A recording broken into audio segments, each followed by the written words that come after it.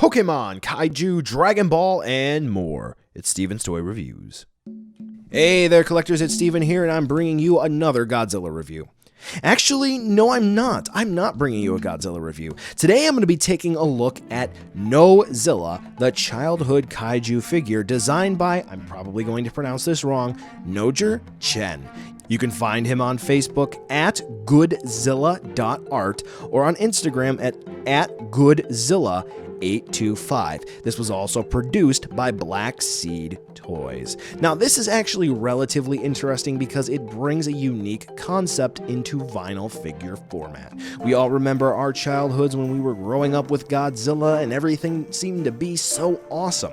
We had that video game console, we always had that favorite VHS, and let's be honest, who among us as a kid didn't watch, or in this case read, Dragon Ball? So here is a perfect representation of us kaiju fans when we were growing up who loved Godzilla. Or is it? Well, as a designer vinyl figure, yes, this is going to be pretty fun, but it's going to be about $60 at MSRP. Is it worth spending that much money?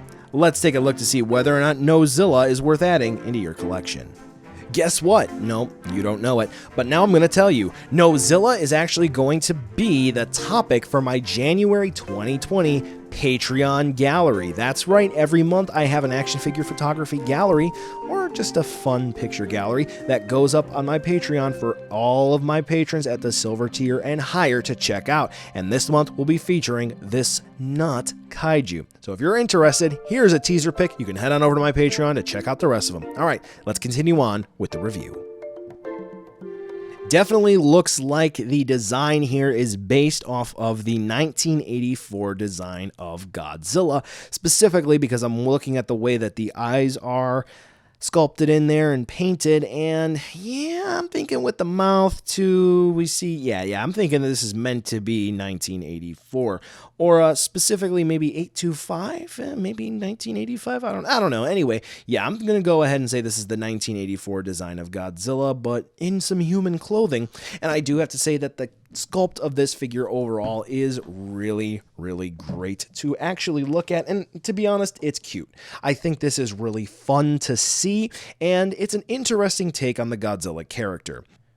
One of the most charming parts of this release is going to be the actual packaging. Now, if you're going to get this new, it actually comes in a white box that says Black Seed on it. It has a fragile indicator on it with a broken wine glass.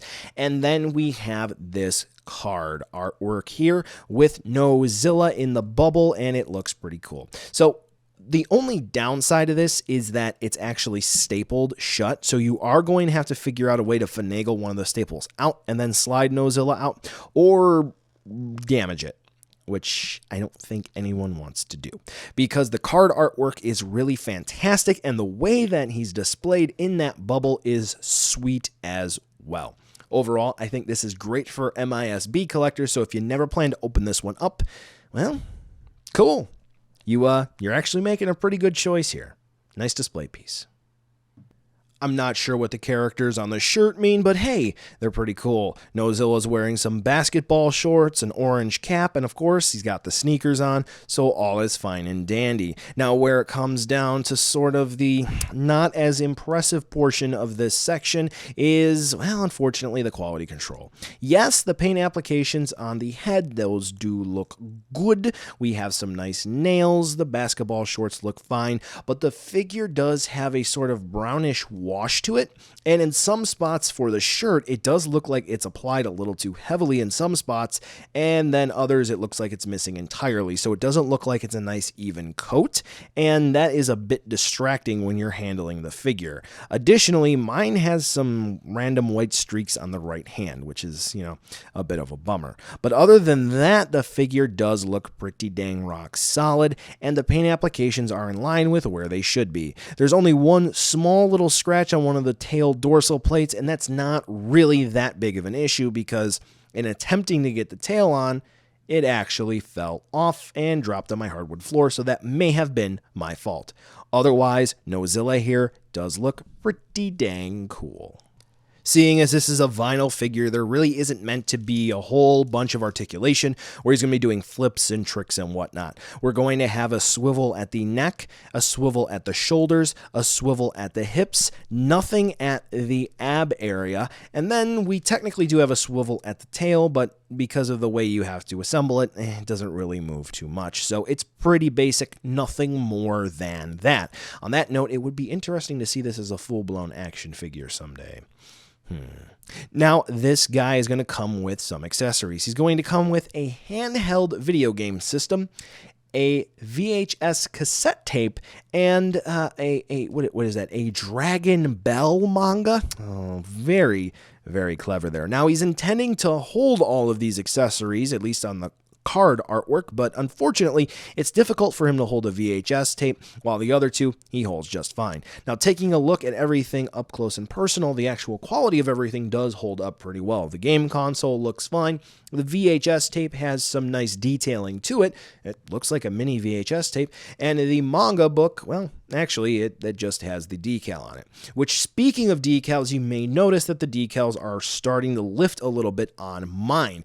I don't necessarily fault the production quality here.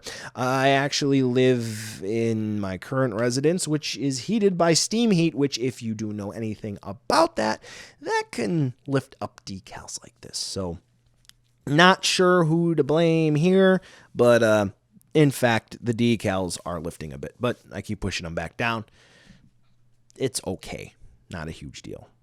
Now we're going to go ahead and move on over to size comparison, where you can see he's not quite 6 inches, probably somewhere around 5. So if you're thinking of where to put this guy somewhere on your shelf, then, well, guess what? You should be able to sneak him in anywhere, because he's not really that big, and he doesn't take up a lot of shelf space. So buy now, skip, or wait for a deal. This is one of those things that is absolutely cool in concept, but in execution, unfortunately, it doesn't necessarily thrive as well as I was hoping that it would.